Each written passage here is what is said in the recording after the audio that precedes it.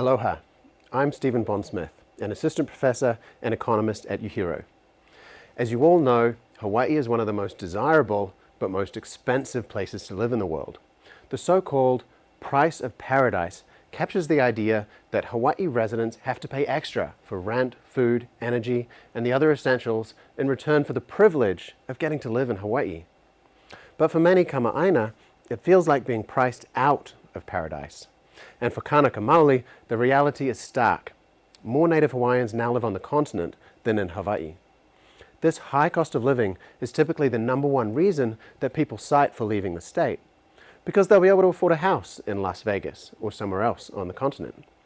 But there are two sides to the affordability issue: the cost of living and the earnings that households can mobilize to cover those costs. As part of our ongoing research on regional development and economic growth, we've taken a fresh look at Hawaii's long-term economic performance through the lens of affordability. The result is a new perspective on the price of paradise, and one that challenges some of the common assumptions. This UHERO Focus summarizes a few key insights from that report, and you can find the full report on our website at uhero.hawaii.edu. In particular, we consider if the focus on the cost of living is missing a deeper question: is Hawaii being left behind? Economists and geographers have long studied why some places fall behind while others surge ahead. Left behind places are often former success stories that built an economy around a lucrative industry. But when that industry stalls or fades, the local economy stagnates while everywhere else continues to surge ahead.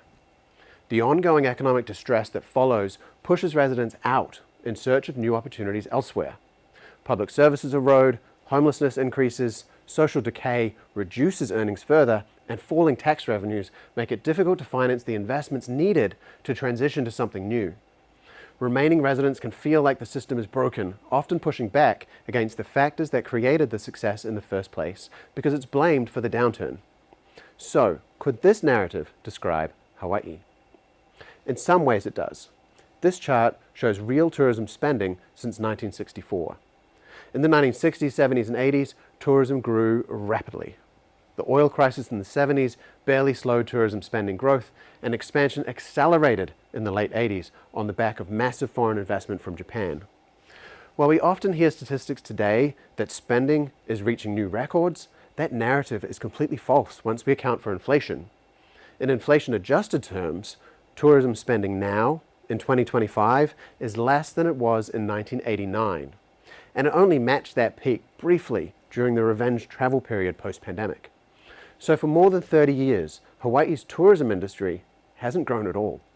The number of visitors keeps increasing, but the total amount of money that tourists spend has stalled for 35 years. Except for each of these punctures whenever the travel industry is hit by another shock, like the recession or the pandemic, and recently the devastating wildfires on Maui. Naturally, as our economy is dominated by tourism, this trend flows through to GDP. In this chart, I'm going to show you real GDP per capita, or the amount of value created per person in Hawaii, and how it's evolved over selected periods. I'm also adjusting it for the cost of living, calculating the long-run average compounding growth rate for each period. From 1964 to 1990, Hawaii's real GDP was actually slightly higher than the US, but once we account for the cost of living, it was only just behind the US, and Hawaii was growing faster.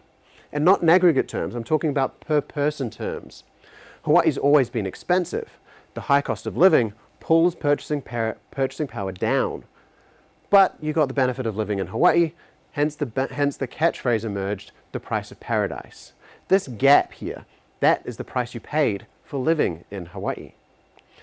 But after 1990, a barrage of events, including the end of the Japanese investment bubble, Hurricane Iniki, and many others, Hawaii's economy declined for quite some time, and this period is now referred to as the lost decade.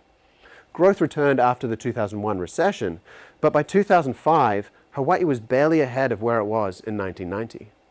In nominal terms, Hawaii was only just behind the US, but the reality of living in Hawaii is a wide gap between what could be afforded in Hawaii and what could be afforded on the continent. Looking at the last 20 years, the gap just keeps getting wider. Both the US and Hawaii were hit hard by the Great Recession and recovered slowly.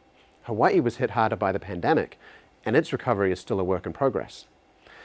An incrementally higher inflation in Hawaii over this period cuts growth to basically the same compound rate that it was in the lost decade through to 2005.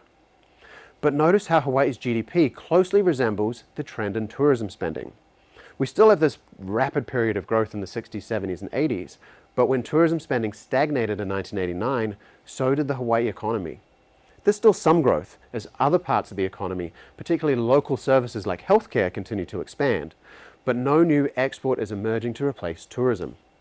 The reality is the lost decade didn't end with a recovery. It continued to stagnate for 35 years. This widening gap between Hawaii and the US resembles the long-run patterns seen in other left-behind regions, including parts of the Appalachia, the Rust Belt, and many southern agricultural states. In the report, we make many of these comparisons with other states on incomes, GDP, productivity, growth, after adjusting for price differences, and all of them drive us to the same conclusion. Hawaii is expensive, but once we adjust for that, it's clear that Hawaii is also being left behind, comparable to some of the most economically distressed places in the country. Now, lowering the cost of living, especially for housing, would absolutely help Hawaii households immediately.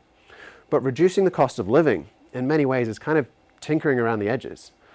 Lower prices are a one-off boost to living standards. That closes this gap a little. But it doesn't change the trajectory, and as that gap widens again, Kama'aina will feel increasing pressure to seek opportunities elsewhere. So, many people are being priced out of paradise, but Hawaii has always been expensive. What's different now is that people are also leaving an economy that hasn't generated the opportunities that they need to stay. To change that path, Hawaii needs stronger productivity growth, meaning workers do higher value work that supports higher incomes. In other words, we need an economy with thriving industries and businesses with jobs that can more than keep up with the cost of living and offer long-term opportunities for Hawaii residents to thrive.